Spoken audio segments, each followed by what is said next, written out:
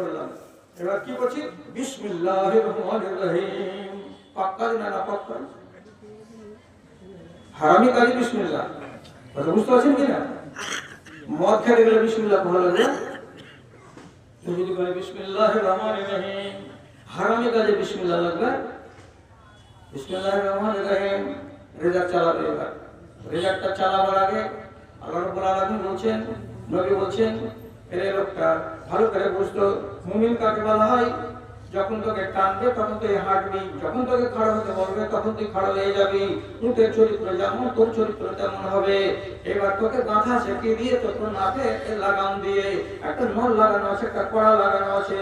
এবার তোকে বলছি উটটার মতো করে শরীয়ত তোকে টানছে এমনি করে ধরে। বল তো তোকে শরীয়ত বলেছে কি দাঁড়িয়ে তোকে এরকম করে কোপ মারতে হবে?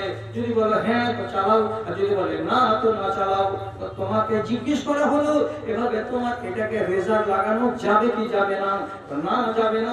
আলেমরা বলেছেন তাহলে তোমাকে থেমে যেতে হবে, থেমে যাও।